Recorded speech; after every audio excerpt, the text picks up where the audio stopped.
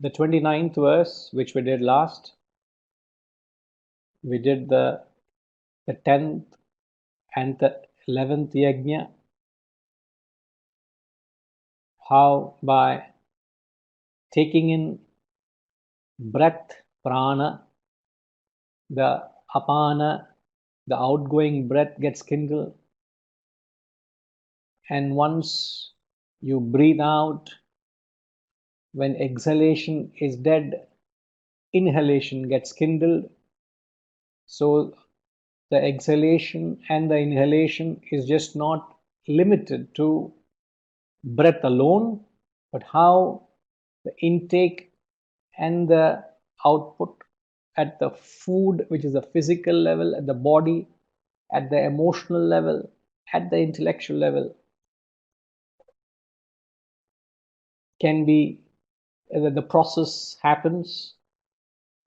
The 11th yajna, the absorption at the internal level. So the absorption of breath, the absorption of food, whether it be the absorption of emotions or the absorption of knowledge, it is the absorption that gives an internal strength. Just like when you absorb the breath, which is through restraint of your prana and apana, you restrain your prana and apana through the conscious exercise of pranayama. We learned that last week. When you regulate a particular activity, it generates internal strength. Like when you regulate the quantity of food you eat, it generates strength to the body, it gives vitality to the body. But the same act, when it is not regulated, it doesn't give vitality, it doesn't give the necessary strength to the body. So the restraint of prana and apana is understood as the capacity to practice self-control. That is what we said, isn't it? That's the 11th yajna, the absorption at the internal level. When you practice this restraint, what is gained is the internal strength. Now, all what you need to understand is the thought flow of receipt, reaction, response. This is the traffic of life. All your experiences go through this traffic. Stimuli comes from outside. There is a process of reaction happening within you, and then there are responses back into the world. This is one cycle of an action. This is the traffic of life that happens within you. Now, all what we are learning is how to convert every aspect of that stage into worship, how to convert receipt into worship, how to convert your reactions into worship, how to convert your responses. Now we're coming to the very fag end, the 12 yajnas, 11 has been done, and now the last activity is the responses back into the world. So let's take up verse 30.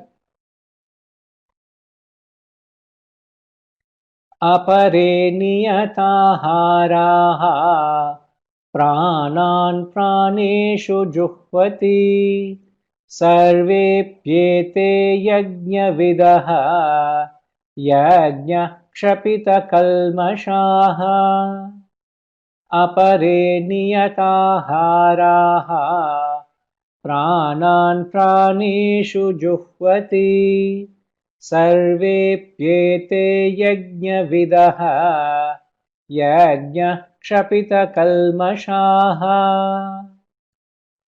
Now, others offer, with their well-regulated diet, offer pranas, which is life breath, into pranas, life breaths. All these are knowers of sacrifice, whose sins are destroyed by sacrifice.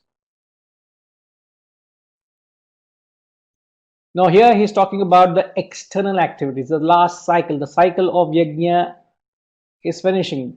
He started off by receipt, now he's concluding the entire cycle. He is concluding by your responses to the world, which is your external actions. So what is it that you offer into the fire?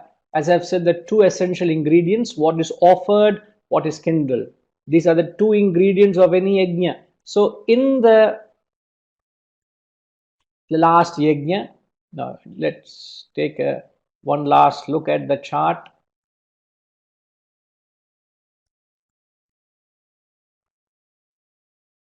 I hope it's all clear for you all. So in the 30th verse, the 12th yajna, what is offered is you're offering your strength. Now, how did you gain strength? You have gained strength through the previous yajna, through regulation of your pranas. When you have regulation, when you live a life of restraint, when you live a life of control, you gain vitality, you gain strength. Your physical body, your mind and intellect gain strength.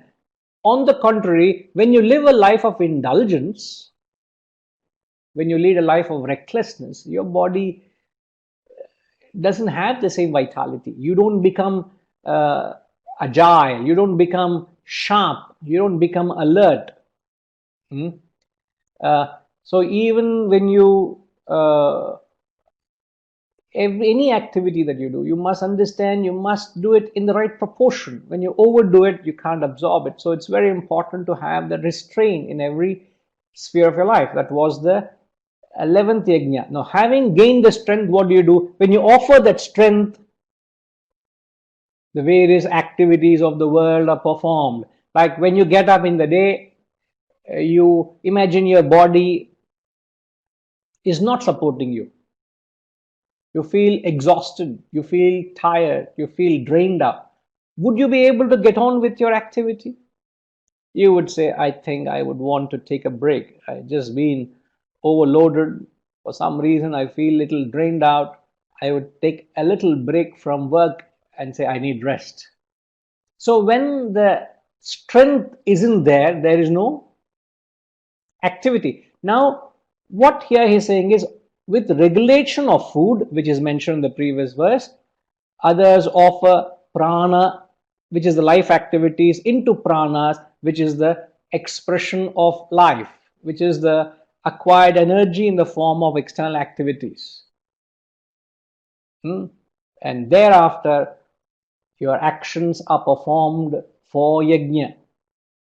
So it is you got to be available for the complete picture. If you were there from the very beginning, you will understand it's a complete cycle. How it started with a receipt, he took care of the responses with the mind and intellect, and it gets back to the cycle of responses back into the action. Receipt, reaction, response. Now, what you must understand is that any action, every action, any action for that matter, can be converted into a yajna. It's not that only certain actions, any action for that matter. So any action can be responsible for your evolution, any action can be responsible for your devolution. And it's entirely up to you whether you want to evolve or devolve. The choice is with you. And a human being is primarily determined and defined by the choices you make, isn't it? You and I, wherever you are now, that state is entirely determined and defined by the choices you have made, isn't it? The choices, yes, you're right, Shiva, that the choice you and I have, you have a choice, I have a choice. The choice we have is because of this free will. You know, since we are talking of this, the free will is known as, what is free will known as? The Sanskrit word for free will, Purushartha. Very good, Siddharamji. The Sanskrit word for free will is Purushartha. And then what is it in you that makes the choice Every human being is making a choice. Now you had a choice. Am I to attend the class today or am I to not attend the session today? You had a choice. Come on. It's not your Vasana.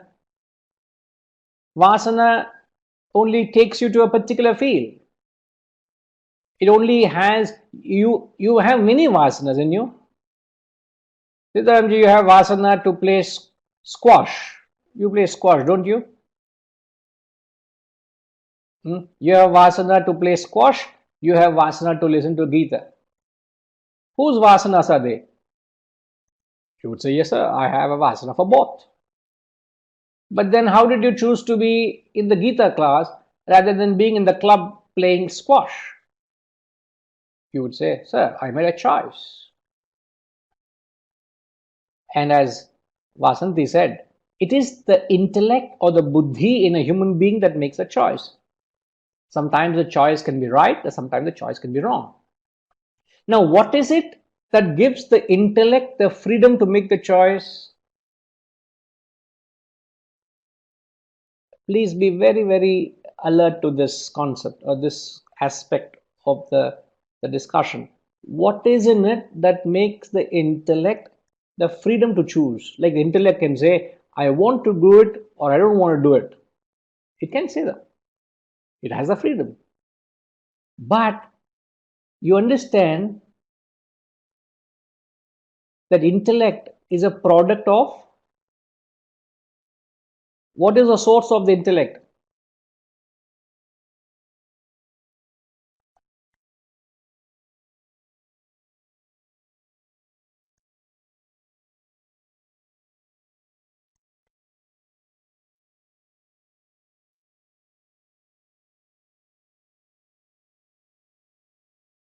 The source of the intellect is input. Shivaji, when you were born, you born with vasanas, didn't you? What input you had as a baby from your childhood? You had certain vasanas. There was no input. Vasana was there, you were born with it, isn't it? Input is from the external world. But when you are born into this life, you came with certain vasanas. Now, question is, what is the source of the intellect? Yes, so what is the source of the intellect? The source of intellect, Rajima is saying, vasanas and conscience, the two opposite things. Now, am I to make a choice, Rajima, in this? Now, see, I am talking of choice, she is giving me a choice. Guruji, you choose what you like. Samskar, Tinkiji is saying, samskar is nothing but vasana. You have certain samskars, you have certain vasanas, you have certain samskars are you are born with them from the previous birth, or you could have cultivated a certain vasana in the course of your life here. But my question is, intellect is that which makes us the choices, isn't it? Going back to the example, whether to go with squash or Gita. Now you have a choice. So these are two vasanas, both are within me. I got to make a choice. Am I to go for a squash game or the Gita class? Intellect is that which makes a choice.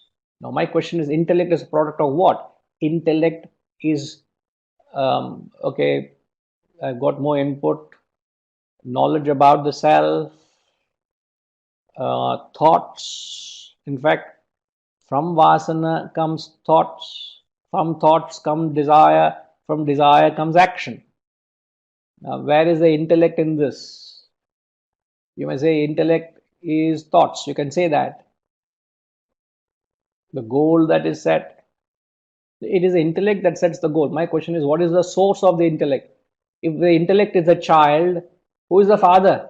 Or who is the mother of the child, or let's say today is Father's Day, no? So we will not talk about mother, we'll talk about father. So who is the father of the intellect? The father of the intellect is the Vasana. Rajima, if you had said one, I would have granted. You gave me a choice. I chose conscience and rejected it. The source of the Vasana is the intellect. If now you think, please think carefully with me. Now we are saying intellect has a choice to choose whether to do this or do that. Now, where does the intellect come from? From the Vasana. If intellect is a product of Vasana, my question is, how can the product control the source? Can it? The intellect is a product of the Vasana. So Vasana is that which is the controlling factor. Vasana is superior. Intellect is grosser. It is its product. So if the intellect is a product of Vasana, how can the intellect challenge a Vasana and say, I will not do this, I will do that? Because you and I have constantly the choice. So how do you say it is the intellect that has the capacity to make the choice? What is it that gives the freedom? Now, what gives the freedom to the intellect is the Purushartha. This is the connection you got to draw. So what gives the freedom to choose, the free will, is Purushartha. So what you must understand is Purushartha is functioning through the intellect. The Purushartha is functioning through the intellect so that you can make the choices you want. You can make choices. You can make choices which are wise choices. You can make some silly choices. You can make wrong choices in life, but still you make a choice. You have the freedom. I can do it or not, which is not applicable in an animal. An animal has got no choice. You will never see a tiger, unless there's a very rare scenarios. You will never see a tiger looking at a spotted deer and looking at amazement and say, wow, look at that beautiful spotted deer, how cute and innocent it looks. A tiger or a lion will never appreciate a spotted deer. It will only pounce on it and tear it apart and eat it mercilessly. And even it could be a newborn fawn. It doesn't say, oh, it is just born a few hours ago. Look at the tenderness. Look at the innocence. Look at how cute it is. Nah, it is easy prey. They target them. That is the dharma of a tiger, is to kill. Other day I was in company of a person. That person was speaking high-flown philosophy in all flowery words and many, many things that person was doing. I just asked that person, are you a vegetarian? And that person said, no, sir. And I didn't say any further than that to her, to that person. I just made my own conclusions. What is that nature of that person? You can't be, on one side, you can't be talking about all these higher values of life. On the other hand, you have no feeling or compassion for those innocent creatures. Now, why I say that is a spiritually minded person, a spiritually thoughtful person will become less destructive. You wouldn't want to cause harm. Like a person who has certain, like when you have a feeling of love to another person, would you hurt that person? Would you do anything to harm that person? So if you have the same feeling for the animal kingdom and say they also have an equal place in this planet, they also have a right to live, would you go to the extent to harm them for your mere satisfaction? You may say, sir, I don't eat, but then I have a certain taste which is pure leather, pure silk, pure fur. Where does it come from? From the animal kingdom, isn't it? So we have a choice, whatever it is, but animals don't have a choice. Animals live a life what is known as a beaten path. They live a beaten path, means they live the life the way they were born to, and they'll die that way, but not a human. What gives that human the freedom to choose is free will. And the free will functions through the intellect. Therefore, the intellect is always free. Otherwise, intellect being a product of Vasana, you become a slave. I hope you got this concept. Harish, you are following? Your expression is very concerning.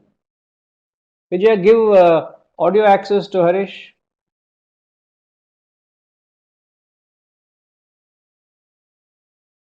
Hanji, Harish, are you following?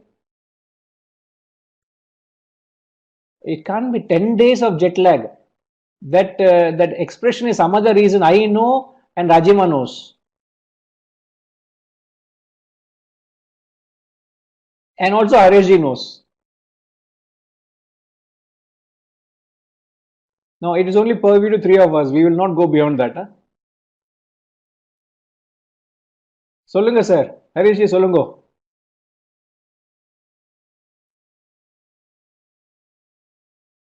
We can't hear you. So you need to unmute at your end perhaps. Hari Om. Hari Om. Hari Om, we can hear you. Hari Om, we can hear you, sir. Honestly, I can't say I've completely understood the concept of the Purushartha.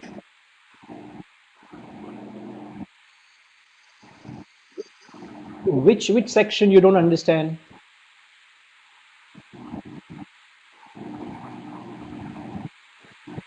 What you said about free will. So, to me, to say that I am free because I have a free will, I didn't really understand that. Okay. I will be with you trying to clarify this. But meanwhile, could you just mute? Okay, great. So when you have something to say, Harishji, just draw my attention. You know, you'll get the access to speak. Otherwise, there's a trying to avoid the disturbance. Now, see, you go back to the example of an animal kingdom. I just said an animal is born in a particular way because it has a particular vasana. We took an example of a carnivore. A carnivore has got destructive vasanas. Now, can it function other than the vasanas with which it is born with? Can it function other than the nature it is born with? No. It is born in a particular way, it would die that way. So what you call an animalistic birth is they don't have a free will. What they live is a life of a beaten path, means they just go in the path which is meant for them and they live and die that way. So what happens is when an animal performs or leads a particular life, it doesn't commit a sin. An animal doesn't commit a sin. When it goes about killing a newborn fawn, or it goes and even when a lizard, you see, it goes on mercilessly killing those insects and bugs. It doesn't commit a sin. That is its dharma. It is being true to itself. Now, when you come to a human also has vasanas. Now, how a human being is created is, a human being is created with the capacity of having freedom to operate devoid of his vasanas. He is created that way. Now, whether we are functioning that way is secondary. I'm saying the way the design is done. So, what additional quality a human being has? A human being has what is known as Purushartha. But Purushartha is like a free will or freedom to do what you would choose to do. Now, freedom to do what you choose to do means you have a certain advantage over a particular vasana. Now, for example, let's say I am an alcoholic. I have a weakness for alcohol. I have a vasana of alcohol. Now, going by the example for a vasana of alcohol, what this concept of Purushartha means is at any point of time you can choose not to have alcohol. Now, is that not possible? Is it not possible for one to get out of that weakness or addiction for alcohol? Is it technically possible? Or is it that that person is bound to be addicted to alcohol rest of his life and he can't change?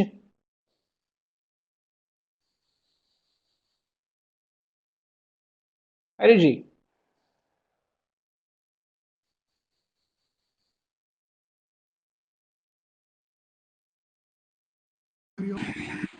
Hari Om.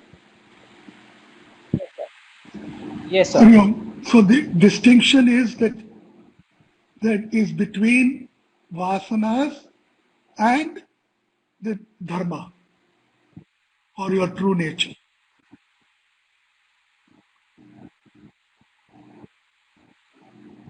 We are only saying with vasanas, you have the freedom to do whatever you want to do with them.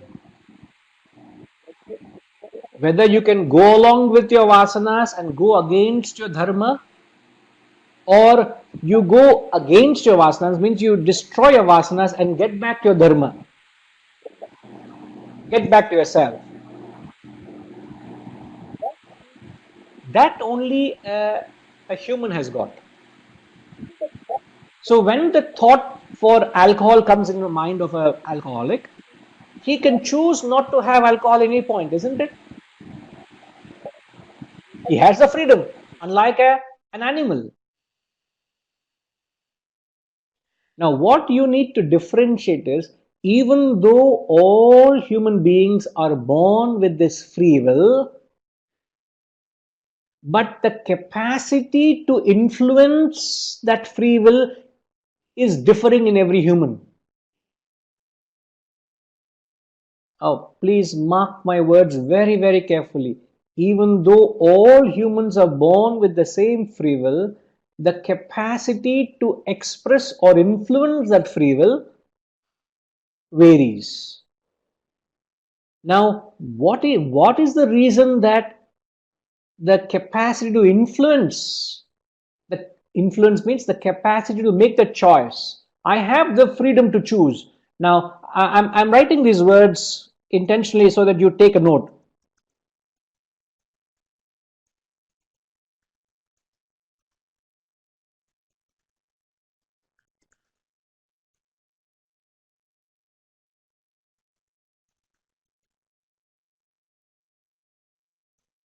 Now, please take a note of that phrase. Freedom to choose is different from the very choice itself. You and I, every human being, the fact that you're born as a human, you have the freedom of choice, which is Purushartha. So the freedom to choose is Purushartha. But then, am I able to make the right choices? That's different. All of us have different ability to make different choices. Now my question is, what is it that makes that difference in us to make the choices? Or rather, what is it in us that makes the right choice?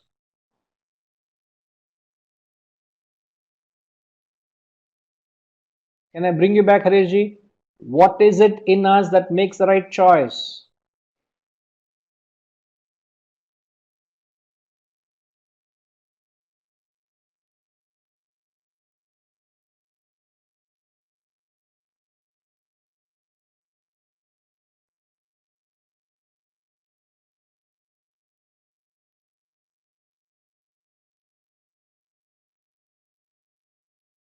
Now, I have got a little input from others. It is nothing but your intellect or the buddhi. The buddhi in you, the intellect in you is that which makes the choices. It is that which exercises the choice. Am I to choose this or choose that? It gives various reasons why I should do this vis-a-vis why I should do that. It is the intellect, isn't it? It goes on facts and figures. I have a choice. Am I to do that or am I to do this? Now, why the intellect is able to do that? Because it has the free will. But then why do people have different ability to make the choices? Is because the equipment is either strong or weak. That's all. You may have a weak intellect. Therefore, your decision making is very poor.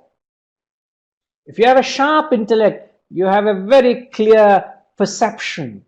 You have a very clear thought. You're able to see it with great clarity and make the right choice. You're able to discern it correctly. Otherwise, you are influenced by the Vasana.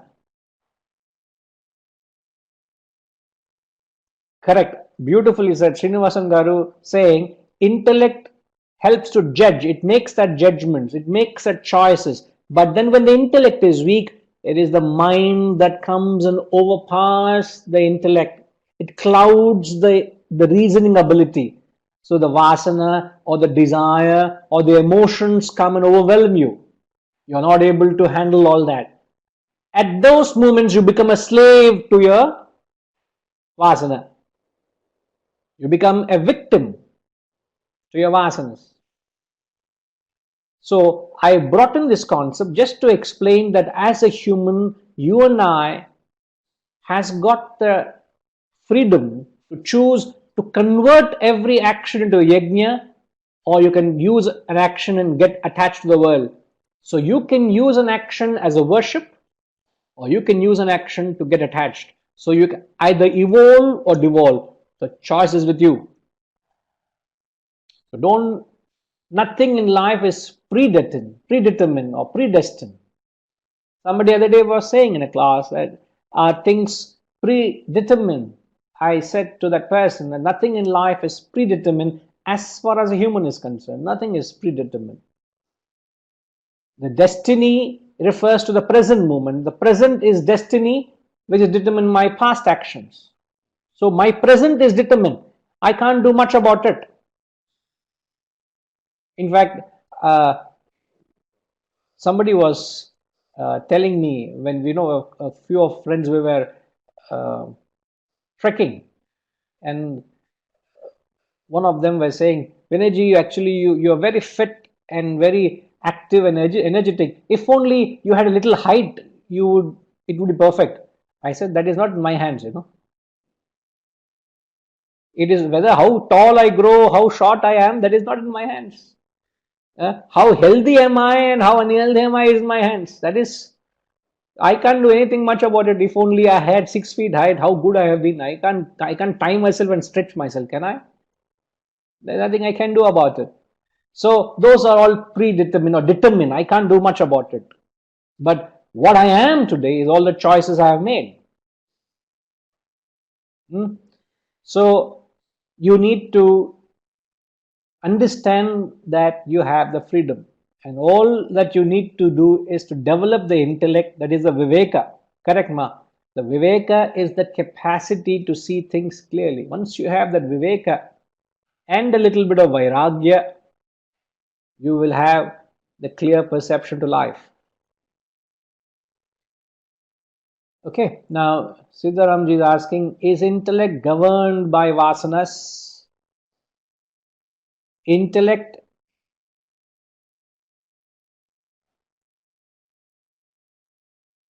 is governed by the free will.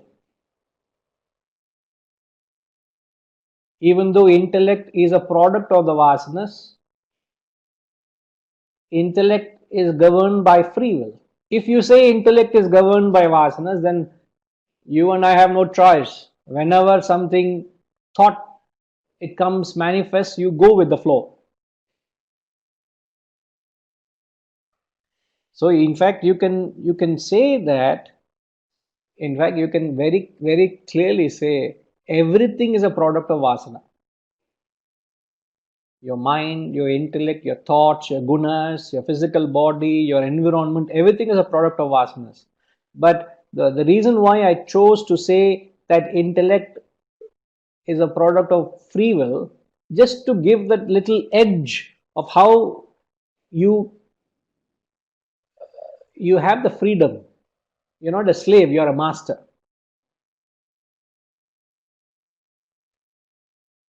Correct. I'm glad you summed it up very well. So, intellect is a product of Vasana, but it is governed by Purushartha. Perfect. Seal that statement, Sitaramji. Everybody write down that. He summed up what I've said beautifully. Intellect is a product of Vasana. As I said, everything is a product of Vasana, but it is governed by Purushartha.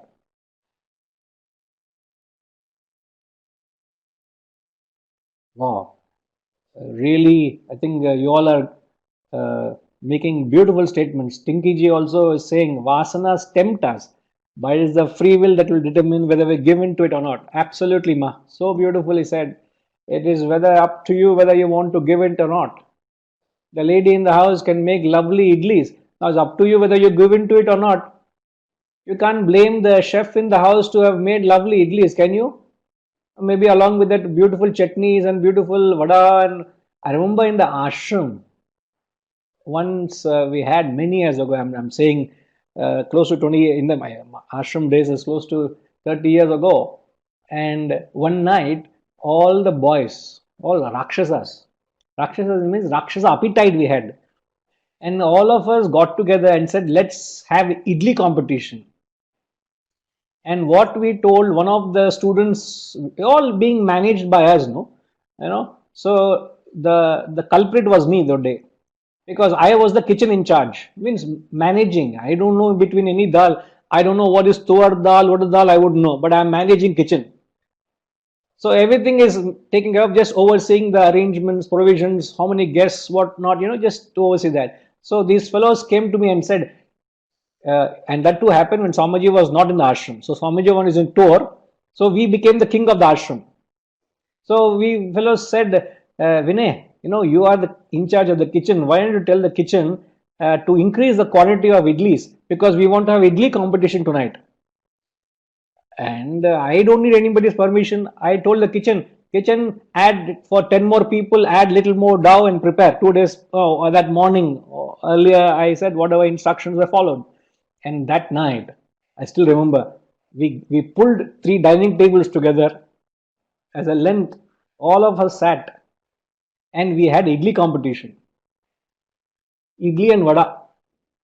And believe me or not, each fellow ate minimum 20 idlis and 7 to 8 vadas, and then tumblers and tumblers of sambar, and then katoris and katoris of chutneys was had dinner. And then no sooner this information went, because there's always a discipline in charge. The discipline in charge noted that this tamasha was going on, and the message went up to Swamiji. And thereafter, I don't have to tell you what happened. So the choice is with us whether you want to give into it or not, isn't it?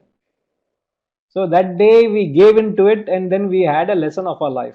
No, he didn't. He didn't pull us up. He just was very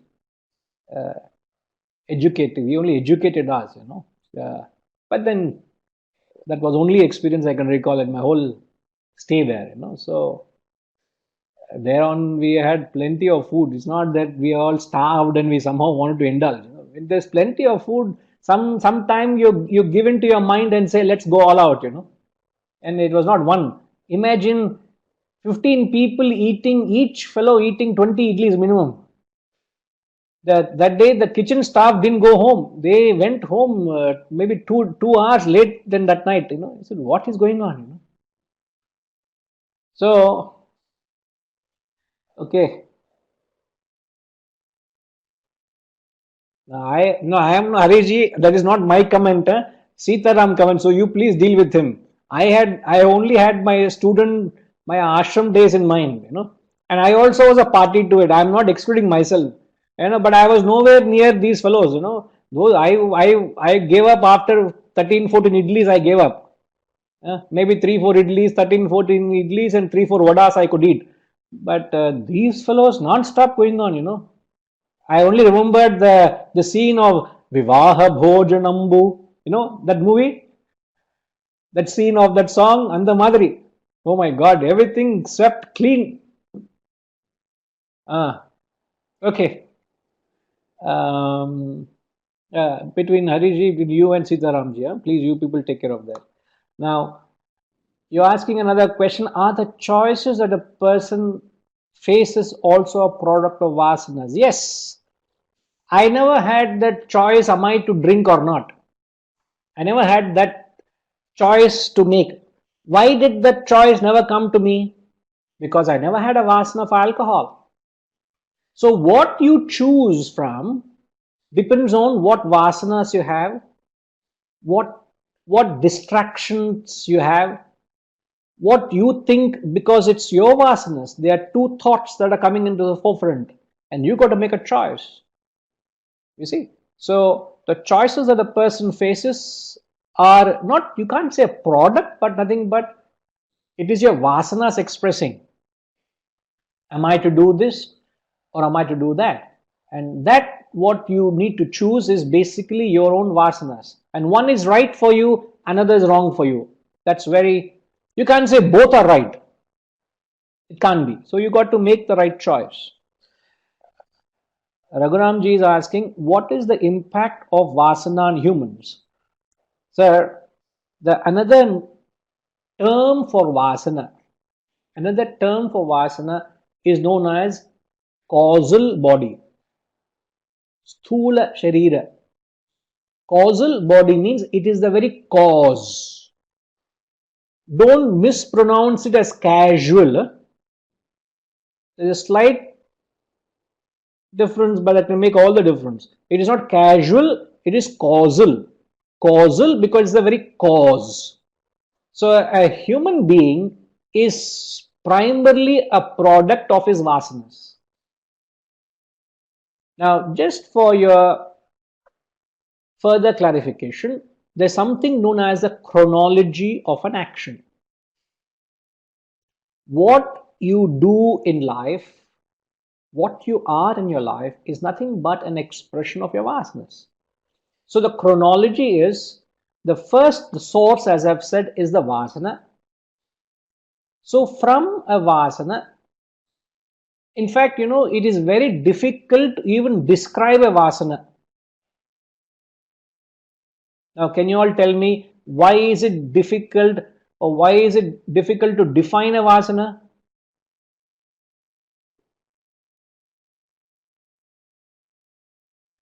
My question is, why is it difficult to define a vasana?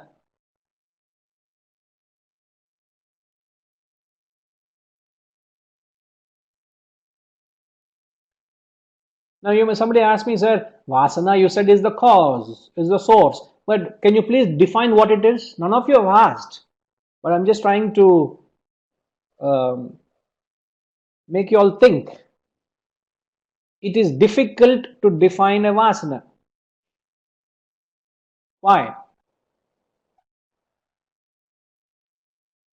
Okay, let me ask Krishna Swami Garu.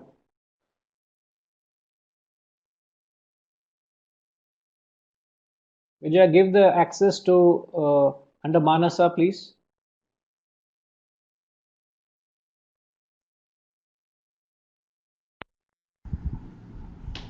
Vasana is a desire, selfish or unselfish.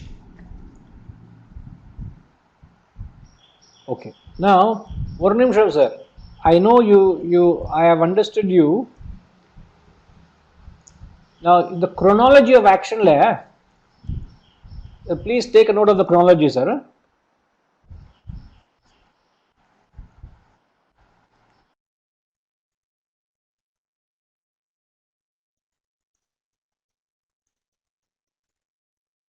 So, this is the chronology, Krishna Swami Garu. There is a vasana, a thought, and a desire, and an action. So, there are 4 different stages of your own expression.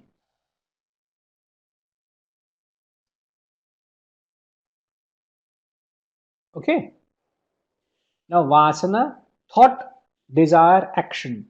My question to you was, why is it difficult to describe a vasana? Or why is it difficult to describe a vasana? What is vasana? Two things, okay, perhaps two questions we're asking there.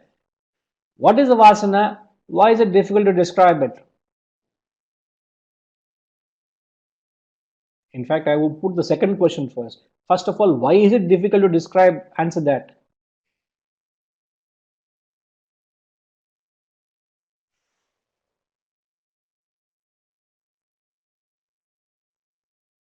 Now, just because it has many fragrances, it doesn't mean that you can't define it. That's not a plausible argument you can give. In fact, Sudhakar Garu is given right answer.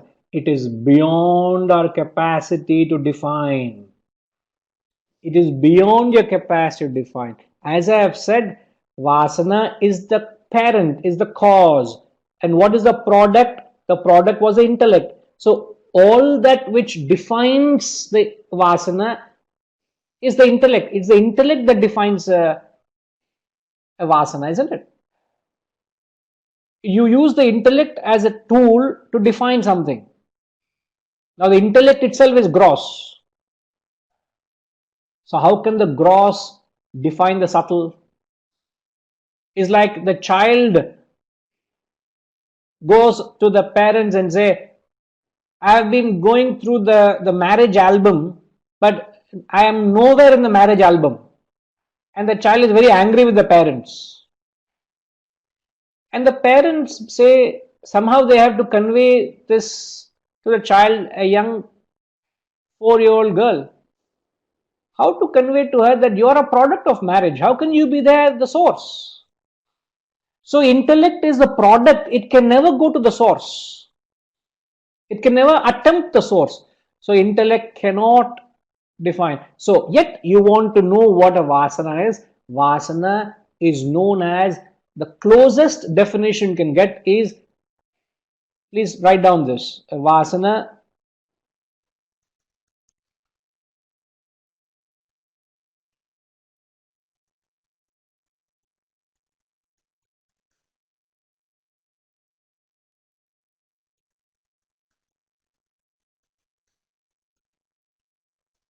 Vasana is nothing but an aptitude, an urge, or an inclination for something in particular. It's an urge for something, it's an aptitude for something, or an inclination. Now, all these put together, you may understand. And in fact, you can say a Vasana is also known as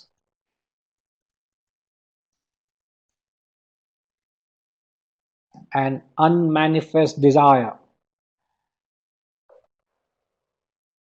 or unmanifest thought.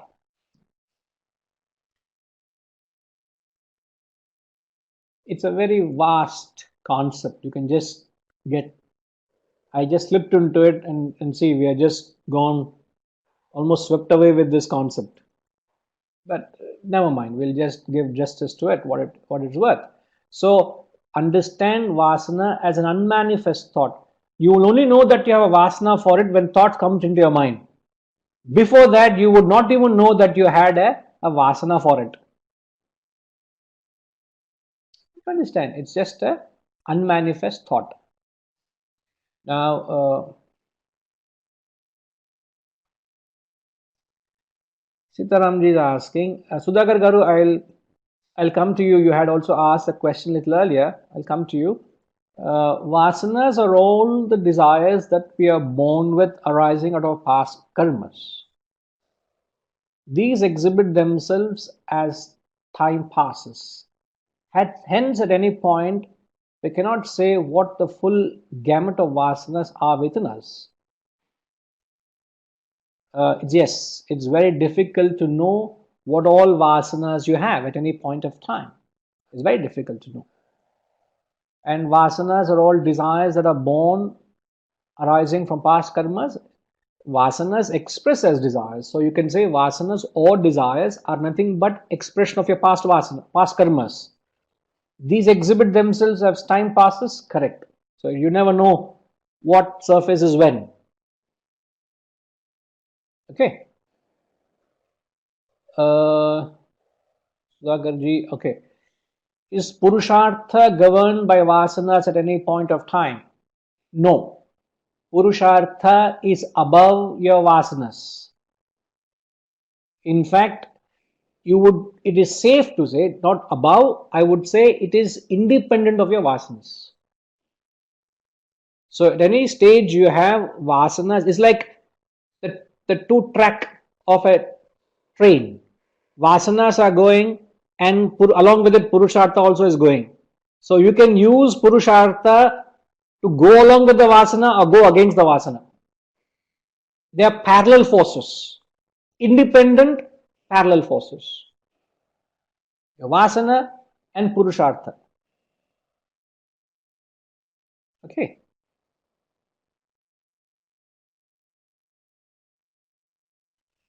Given a similar situation of two different people of same qualifications, why the judgment differs? Because different, when you say same qualifications, are you saying that they have the same intellect, same vasanas, same karmas, same environment, everything is same? The question is unrealistic. It's not possible. So I can't answer that question. What you're asking is extremely unrealistic. You will never find two people of exactly the same. You will have some similarities, but you can't say there is one more person exactly he thinks the same way, he has the same vasanas, the same emotions, the same thoughts, everything same. I don't think so. That is very, very, very impossible. So your question is unrealistic, sir. Siddharamji is asking, everybody is born with different strength of Purushartha. In that case, how does one make one Purushartha stronger? Sir, if you had noted in the point earlier, I said Purushartha is the same in all human beings. It is neither strong nor weak. It can neither be strengthened nor is it weak in a person. The difference is the choices one make. The Purushartha doesn't express well in a certain individual is because the intellect is weak. So if you give strong intellects to two people, they will use the same free will in the same intensity. So since the equipment is weak, they're not able to make the choices. So either your actions are driven by the intellect or the mind. So the mind takes over, your vasanas take over.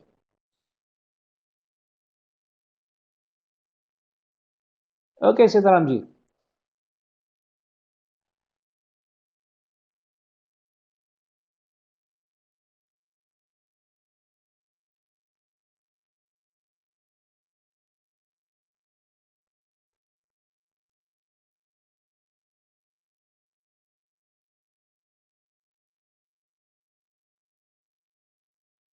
I'm just waiting for him to comment so I can finish with this clarification. So the difference is between intellect and mind, which determines what action one takes. Exactly. If your intellect is strong, your freedom of choice functions through that. But if your mind is strong, you're operating on the mind. Perfect. Okay. Tinkiji is asking, when we give in to vasanas, isn't the free will dominated by vasana? When we give in to vasanas, isn't the free will dominated by the vasanas? Yes. In a way, when you say free will is not dominated, you can say it is the mind that dominates the intellect. That's the better way of putting it, because the free will at that level is independent. So the free will, it's standalone. But since you can say it's the mind that overpasses intellect, it's a better way to understand it. Okay. So Rajamani Garu is asking, can Purushartha free us was vasanas? That is precisely the point, sir. You and I have got that capacity to get to the self. You and I are born with the only purpose of realizing ourselves. And a man with wisdom uses his wisdom wisely to get rid of the ignorance in the form of vasanas. So the vasanas are nothing but expression of ignorance. Like a person who is extroverted, an extroverted person is one who has too many vasanas, and a person with too many vasanas is a spiritually devolved person. He is very much low in the spiritual ladder. But one who evolves becomes introverted, and introversion is where your vasanas and desires drop. So spiritual wisdom or spiritual progression can be understood as knocking off your vasanas, getting rid of desires. You feel lighter, you feel at bliss. So Purushartha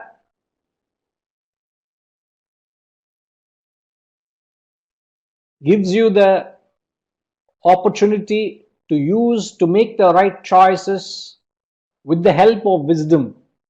So you understand, when you say intellect, intellect is a product of what? Now you answer this, you get it all. Shiva, intellect is a product of what?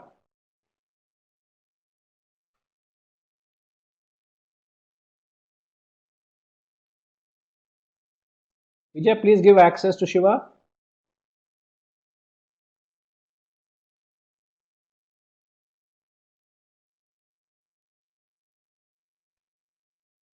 Intellect is your vasanas.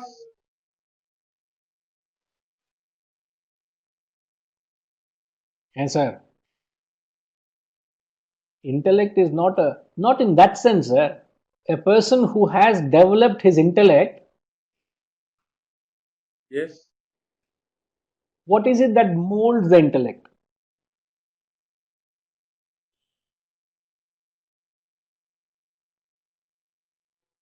Rajima, other day you were there in the talk, isn't where you went you? Clarity of What did I clarity say? of thought. Clarity of Clarity of thought, thought. isn't it? So intellect is nothing but clarity of thought. Clarity of thought is Wisdom. nothing but wisdom. Wisdom is that which builds your intellect. So with the help of this wisdom, when you nurture and nourish and develop an intellect, it gives you not only the clarity of thought, it also gives you the direction to go forward. On what basis you make the choice also is there. The basis of choice is wisdom. And then the direction is, somebody said earlier, the goal. Yes, the favorite phrase, Atma Buddhi Prasadajam. It is a clarity born with the blessings of one's own intellect.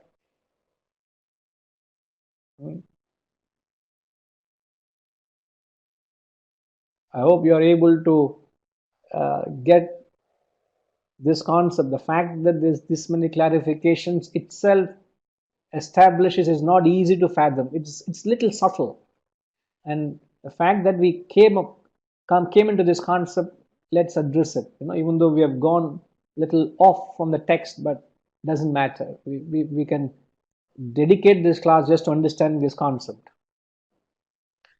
Okay, so therefore, Siddharamji is concluding earlier to the earlier point I made. Therefore, for good choice or action, Purushartha should be governed by the intellect and not mind. So Purushartha only, you can say that Purushartha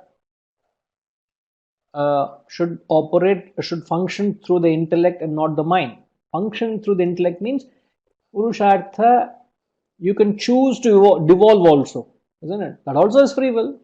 In that sense, you're right. But when it functions through the intellect, it lifts you. I can choose to destroy myself. That also is a choice. I can choose to construct myself. You're right. So the intellect or the mind. Tinky Ji is asking, wisdom comes from. wisdom comes, it's like, other day I was watching a program of how a coconut in Kerala, how a coconut is optimized. Every aspect of the coconut is used, and how that person goes through the process of extracting coconut oil from raw coconut. He scrapes the coconut, hmm, he boils it in hot water and takes that extract and then puts it under fire, and he goes through certain processes, 4 5 steps. At the end of it, he has got concentrated, homemade, pure, virgin coconut oil. Now, exactly the same way, the wisdom which expresses as the clarity of thought comes from the knowledge which you are learning right now, the information of the Shastras. But many people mistake being informative as being wise. Being informative is not being wise. Please understand that. Being informative only gives you knowledge. You are scholastic, you're well informed, but that doesn't give you the wisdom. Now, intellect is measured by the capacity to control your mind. That is the acid test. The capacity to control your mind. If you are able to control your mind, that to that extent you have the wisdom. Please understand that.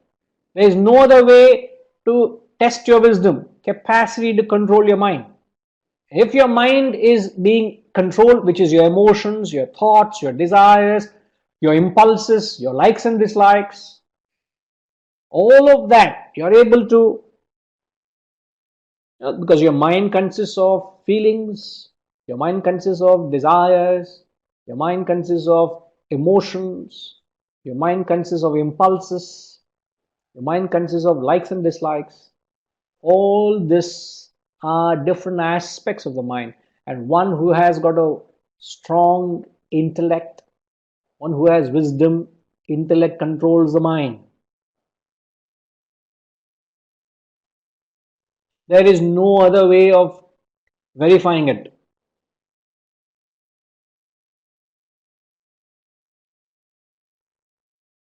Okay, ma. So wisdom comes through the process of reflecting on the knowledge. So exactly like that person went through the process of extracting oil from coconut, you go through the process of extracting the wisdom which is contained in information.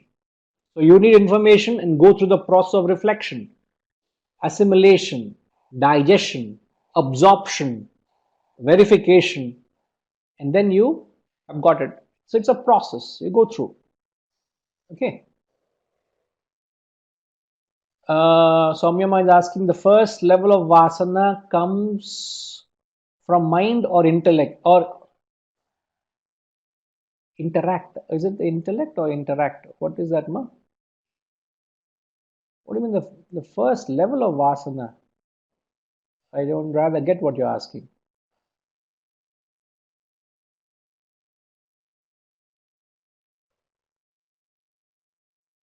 Intellect.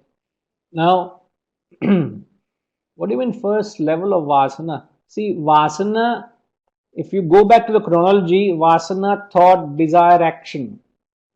So, Vasana, thought is the intellect, desire is the mind, action is the body. That's the chronology. So, the level of Vasana first expresses as thought in the intellect.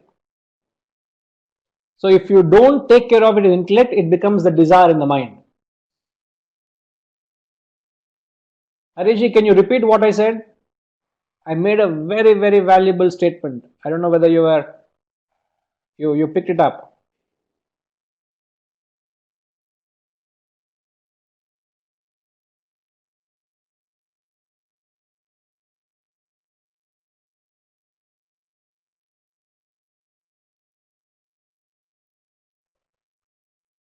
Could you please unmute your end? So I still can't hear you.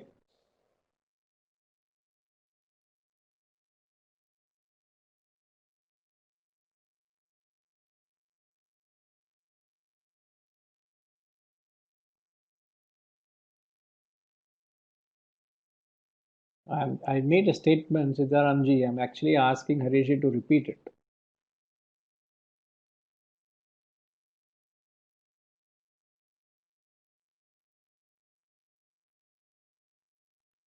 Rajima, have you taken note of that statement?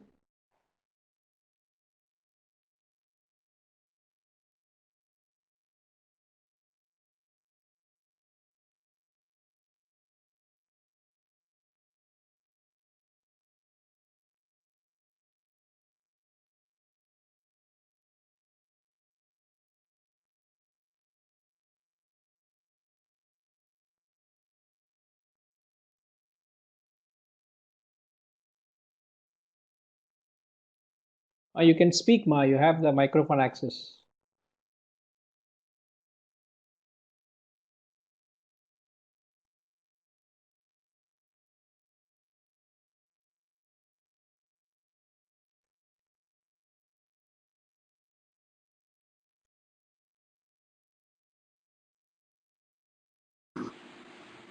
I think, Guruji, you've been saying that, I don't know, I was trying to say this for a long time.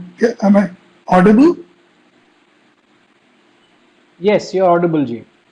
Oh, you were saying that the first level of the Vasana is when it acts as a thought in the intellect, and then from there, if it is not tackled, it moves to the mind where it becomes a desire. And if there also you're not able to control it, then it manifests in the body as action. Correct. Correct. Absolutely right. Glad you brought it out very clearly. So, Soumyama, this is what it is. Vasana first expresses as a thought in the intellect. Therefore, if some thought comes into your intellect, if you are sharp enough to nip it in the bud, nothing will happen. But if you are not alert in the intellect and it passes the intellect and comes to the mind, most of the time our intellect is not alert. So what happens? The thought develops, it becomes a desire. Kamaha. Kama is desire. And then if you have not been careful of it, the desire becomes strong. It becomes an obsession. There's a vega, there's a force. And thereafter, you become a victim to the desire, you act on it, and then you face the consequences. Krodad bhavati sammoha, sammohat smriti vibhramaha, smritir bhramshat buddhinashaha, buddhinashat pranashyati. The second chapter, verses 62 and 63, give the ladder of fall of a human being. And there he says, Dhyayato Vishayan Pungsaha Sanghaste Shubhajayate Sanghat Sanjayate Kamaha Kamat Krodho Bijayate. He says, thought becomes attachment, attachment becomes desire, desire becomes anger. So you got to watch out at the very thought level, at the very first level. You slip there, very soon it becomes attachment, desire, then it gets anger, then you're lost it. You're lost the game of life, then you become a victim. So the Vasana first expresses at the intellect. Beautiful question. And Sitaramji, you're using the Bhajagovindam verse Satsangatve Nisangatvam Nisangatve Nirmohatvam Nirmohatve Nischalatatvam Nischalatatve Jivan Mukti. Now, what is that you are asking, sir? You are bringing your own version of Bhajagovindam. Nirmal Chintam. What is that?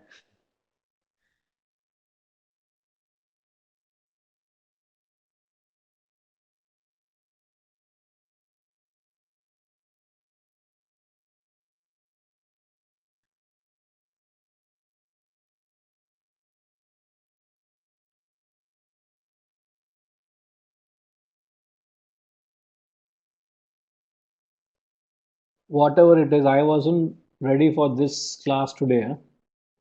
You know, I just got into it with the thought of getting into the text, and then one thought has swept us away into a different direction. Okay, I missed one line which I added later. I see that. Okay, I said that in answer to the question, how does one improve the intellect? How does one improve the intellect? Through satsang. Okay, nisangatvam, nirmohatvam. I get it. I get what you convey. All right. Now, but I would request you all to just summarize all this understanding on the concept of Vasana, the terms Vasana, how are they connected with Purushartha, how does it define your destiny, and how does self-effort express through the mind or through the intellect vis-a-vis the mind.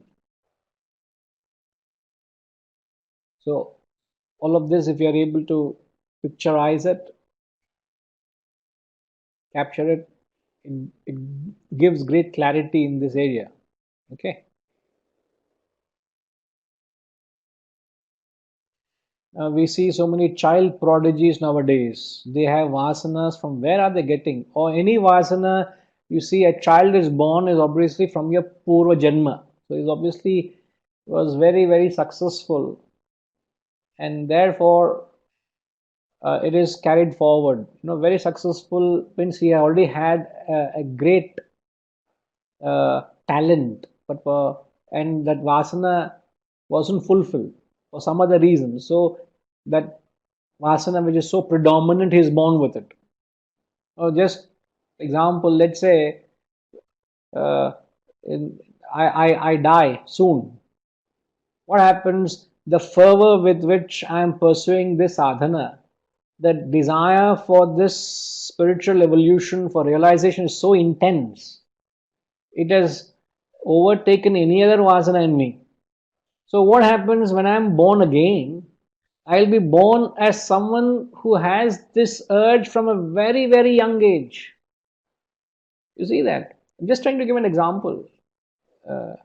So, when Vasana is so intense in a particular field, and if it doesn't express itself, doesn't fructify itself, doesn't satisfy itself, doesn't exhaust itself fully, it is carried forward. And it can be in music, it could be in dance, it could be in mathematics, it could be in playing a particular instrument. Yeah, you say Mandolin Srinivas. So these are all people who are born with extraordinary talent, nothing but vasanas. Okay, all right. We'll leave you with this.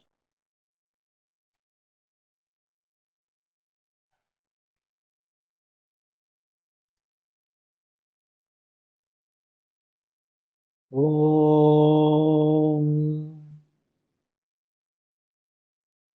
Purnamada Purnamidam Purnat Purnamudachyate Purnasya Purnamadaya Purnamevavashishyate. Om Shanti Shanti Shanti. Shri Hari Gurubhyo Om. Namaha. Harihi Om.